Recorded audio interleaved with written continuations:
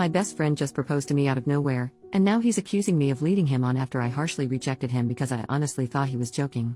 So Jordan, 24M, and I, 25F, met in university 2 years ago. We both started at the same time, and because of our ages we were both considered mature students. So we quickly became firm friends as we shared a dorm, and we'd joke around together about us being old enough to be considered mature in our early 20s. We weren't on the same course, but given we lived together, we would hang out pretty much all the time whenever we didn't have a lecture. We joined a bunch of societies together, went drinking every weekend together, etc., etc. It was a pretty sweet gig because it meant we were at least never alone. Obviously we made other friends, both alone and together, but we were always each other's number one at the end of the day. At the moment we're on holiday, and while we haven't hung out constantly, we decided to make plans to visit each other's hometowns, because we're from very starkly different places. Today, we went to mine. Mine is a big city central. This morning we went there and were wandering down the streets, doing some sightseeing because he's never been.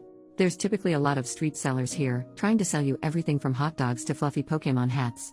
I decided I wanted to get a caricature done. I've never had one, and I thought it would be funny to get and hang over my bed when we got back for term. I asked Jordan if he wanted to get in, and he refused. No worries, so I sat down to get it done. They don't take very long, 5 or 10-ish minutes, so I looked straight forward at the artist the entire time. He finished the caricature. I loved it. So obviously I turned to show it properly to Jordan. When I turn though, I literally don't even know what to say. He's down on one knee holding up a ring box. I don't even really know what he said, if he did the whole proposal speech thing, because I was so confused, I was barely paying attention. Remember again, this is a super busy tourist city, so this has drawn a mini crowd now, coming over to cheer us on. I couldn't help but burst into laughter. To be honest, I thought this was some kind of odd prank type thing. We've never been the prankster types or whatever, but I couldn't come up with a reasonable explanation. So I just laughed and laughed and laughed, until I looked at Jordan and he looked genuinely heartbroken. So obviously I asked him something along the lines of, "You are not being serious?" This is the only thing I remember him saying. He shut the box, stood up, shrugged and said, "I guess not anymore," and then walked off. This left me standing pretty awkwardly in this gathered crowd of people, a lot of who were giving me dirty looks, which made me incredibly uncomfortable. The plan was to meet back up at the hotel that we had booked rooms next door to one another. So I figure that's where he's going and head back that way. But he's not there. So I wait, and he still doesn't return. I text him out of concern. This was at 1:15 p.m. It's currently 6:20 p.m. as I'm writing this, just asking if he's okay. He responds with a long message back, which I would post because it's an odd read, but I won't out of respect for his privacy, in which he basically accuses me of leading him on, asking why I didn't break up with him sooner, saying I had publicly humiliated him and that he thought I loved him the same way and that he felt our relationship was strong enough to consider taking the next step. Now this is completely out of left field. I literally have got no clue where in the world he's got this idea from. The closest we've ever physically been is a hug, hello and goodbye. I've never even jokingly flirted with him, for exactly this reason. I've had too many friendships collapse because they can't tell the difference between serious interest and joking banter in friendships, so I've been extra careful to not. We've never kissed, never been on a date, never be intimate. I do not find him physically attractive and I wouldn't want to be in a relationship with him. I don't understand where on earth he's got this idea that we are. This isn't something he's ever brought up before this, and I'm genuinely bewildered. He hasn't returned to the hotel yet. I periodically knock to check, and I've been listening out for him walking up the hallway or anything. Nothing. I haven't responded to his long paragraph because honestly, I don't know how to. I'm just so stunned and taken aback that I genuinely have no idea where to go from here or what to do. I haven't told anyone I know in person yet, mostly because I don't want to bring this up to people who know Jordan. So here I am turning to strangers on Reddit instead. What in the world do I do? Update, the next day. Hey, I'm not dead. I'm back at my parents' house at the moment and I'll be staying here until school picks back up and a bit instead of traveling around. It's nice to be home anyways. Jordan did in fact not come back to the hotel. I stayed up until 1 a.m. before falling asleep and he didn't return. When I woke up the next day, the hotel staff let me know he had checked himself out at about 6 a.m. I did end up responding to his big long text. I took everyone's advice and told him that I was sorry it didn't go as he had expected, but that I wasn't sure where he got the impression we were together. I said I'd be happy to sit and have a discussion about it all so we could make sure we're on the same page. He was not happy about this at all. And he again went off with a bunch of the same type of thing he'd said in his first message. It didn't really seem to be going through his head at all. Even in these new texts he kept referring to this all as me breaking up with him, despite me explicitly telling him we are not and never have dated. Again, all his messages were very clear and coherent, even if what he was saying was not based in reality at all.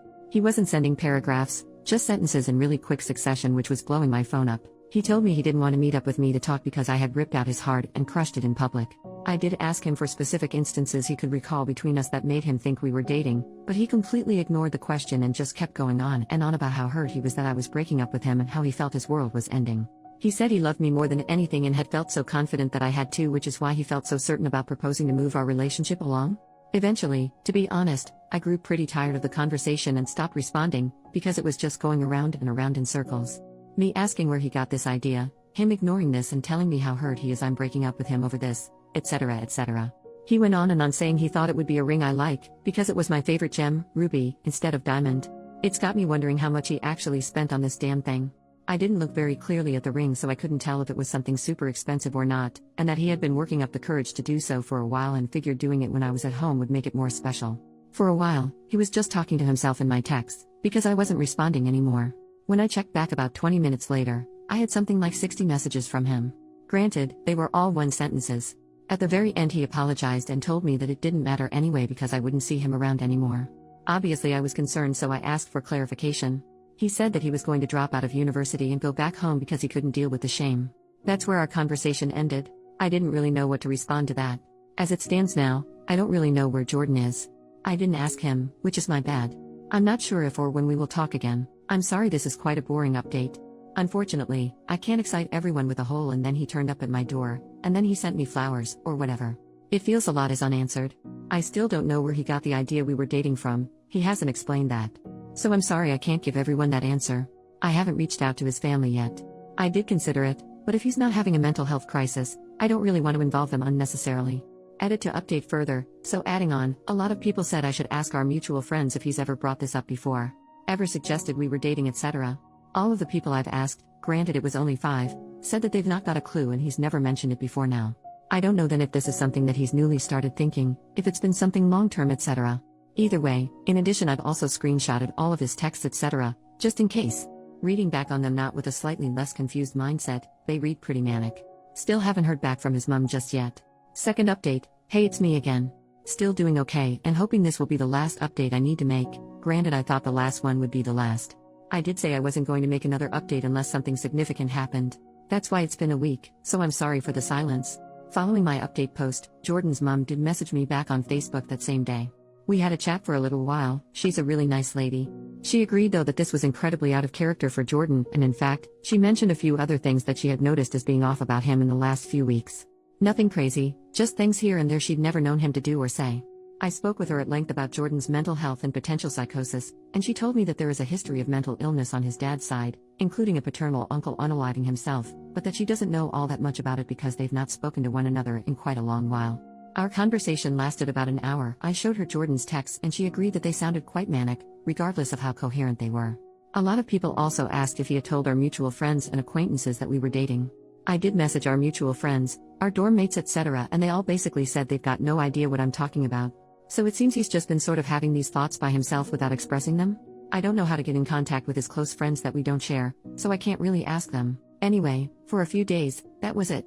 Until yesterday evening anyway, which is where the big and positive depending on how you see it update comes. I got word from Jordan's mum that he had been detained under Section 136 by the police. For anyone not from the UK or who, like me, doesn't know what that is, from what I can tell it basically means he was suffering from an obvious mental health disorder in public, with their behavior concerning enough that they're a danger to themselves or to others, and police think they need immediate and urgent care before he goes and murders a healthcare CEO. Kidding, bad joke by Reddit Rave. What I know from here is pretty minimal. I'm not sure where he was taken to, but his mum said that he would be there for the day while they perform a mental health assessment, so I assume that's what they're doing today. She said that essentially he had been out in the streets yelling about things, she didn't specify what, and intimidating other people on the street. He was throwing things around and generally just causing a lot of issue. Police got called because people thought that he was drunk. They established he wasn't, not sure if that's just from how he was acting, breathalyzer, etc. I honestly don't really know how it works, and that's all I know. His mum and I again had a chat and we sort of assumed that mental health and psychosis is likely right. The rejection of the proposal probably set him into a spiral of getting worse in the last few days, bringing us to where we are right now. I do feel pretty awful about that. I'm doing my best not to blame myself, but it's hard not to feel like I caused it. Either way, he is currently with police and mental health professionals, etc., likely being assessed. I don't know how the system works, so I'm not sure what will happen beyond this point. If someone with more knowledge wants to chime in, please do. I'm hopeful though that this will mean Jordan will be able to get some help for whatever it is he is currently dealing with. My hope is therefore I won't need to update again, and this can end here. I have yet to speak to the university about the situation just yet. Not really sure how or if I should approach that, so I'm leaving it be for now. This has been a whole lot of emotions, and I really appreciate the help of everyone on my last 2 posts. Again, I won't update again now unless something major happens, but I highly doubt I will learn much more. If he gets diagnosed with anything, I'll see if I can find out what from his mom and I'll add it as a small update to this post, though some form of psychosis is definitely looking most likely. I don't want to bother her while they're struggling with this though, so we will see. Thanks again everyone, and thanks for following along. It's been really reassuring to have this support and people with way more understanding than I have to help me.